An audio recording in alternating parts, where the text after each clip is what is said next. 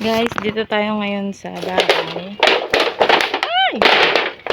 Agtatanim. Actually, galing kaming San Carlos kanina. Sinamahan namin yung pamangkin ng asawa ko na si ID. Magpa-adjust ng brace niya. So, bumili na rin siya. Habang nag-aantay siya sa amin, bumili na rin siya ng talong na punla. Yon. Bali, 4 yan. Ay, 4. Tatlo. Ha? Tatlo lang. 3? Nato ko lang. Ah, okay. 3 lang pala yun, guys. 3 tray. Kasi ipapatanim ko yung kalahati. Ibibigay ko yan sa komunidad. 3, hinati lang yung isa. So, bali, ang isang buong tray is 120? 120. So, times 3 yun, guys. So, 360. Tapos, ito, guys.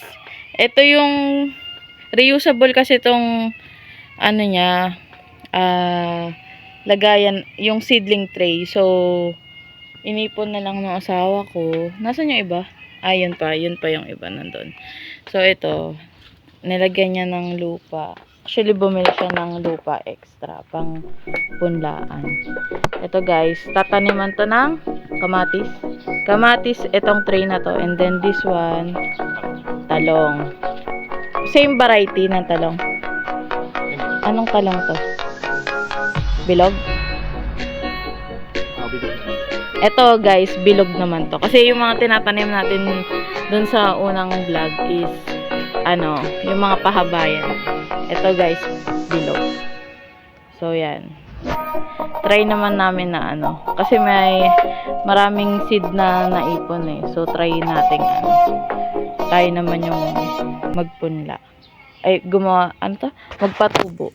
Magpalaki ng punla.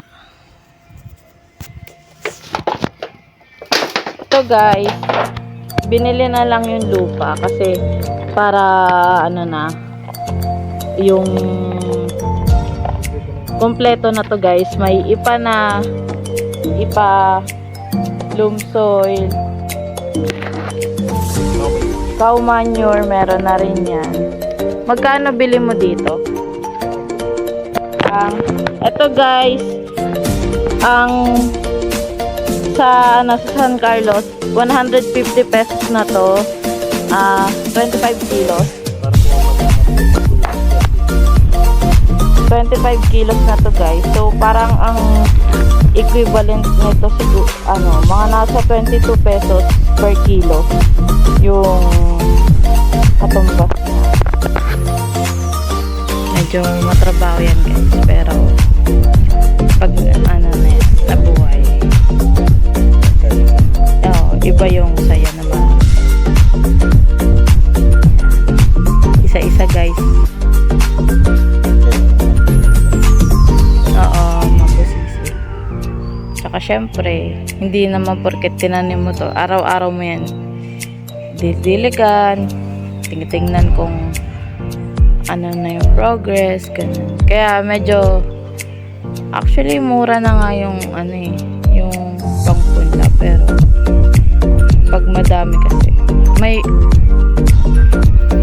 pag madami naman, guys, yung binibili mong ganon pangpunla, meron naman silang previous na binibigay. So, okay na din.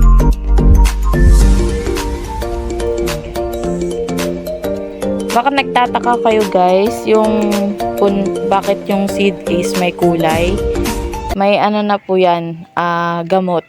Complete na yan. Complete na yan, guys. May parang Para sa insecticide na siya, no? Hindi, para sa yung langgam. Oo, yung Para hindi siya langgamin. Meron na siya. So, kaya yung seed is may kulay, kulay blue siya. May gamot na kasi siya na naka-cover sa kanya. Ayan.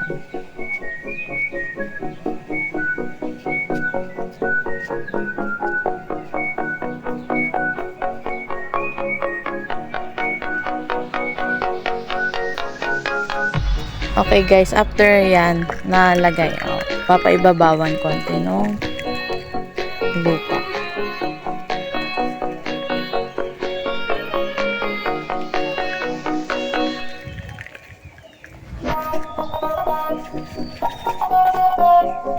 Yung sobra, gagamitin po natin yan pag tinanim na po natin sa dinirect na po natin sa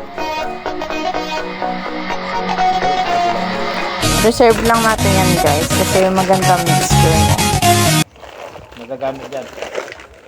Pag nagtanim na kami, pag nag-transplant na, makikita ninyo paano gamitin. Hindi nyo amazing. Actually guys, mura lang naman talaga magpatanim. Kaso, ang mahal talaga dyan is yung labor. Kaya, minsan magtataka yung mura lang naman yung seed. Bakit kasi guys, kung marami na yung patataniman mo, required ka na talagang kumuha ng tao. So, dun tumataas yung cost of expenses natin sa pagpapatanim. Pero, kung ikaw lang mismo, kaya mong i-manage yung medyo makakatipid ka kasi konti lang ito guys. So, didiligan lang. And guys, spray lang guys. Para hindi masyadong malunod ang ating mga seeds.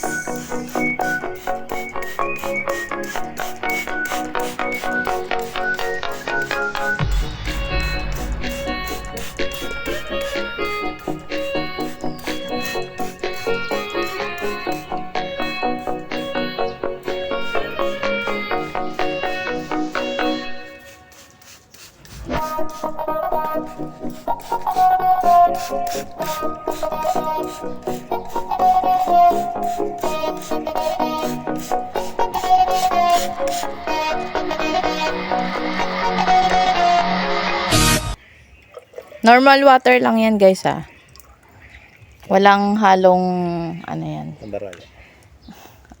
Chemicals or pataba. Normal water lang. Ganyan lang.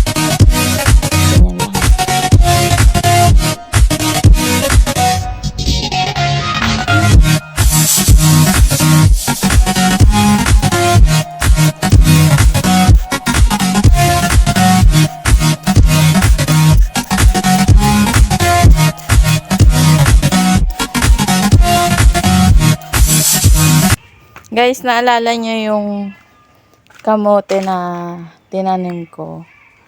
So, ito na yun. Hindi ko na siya na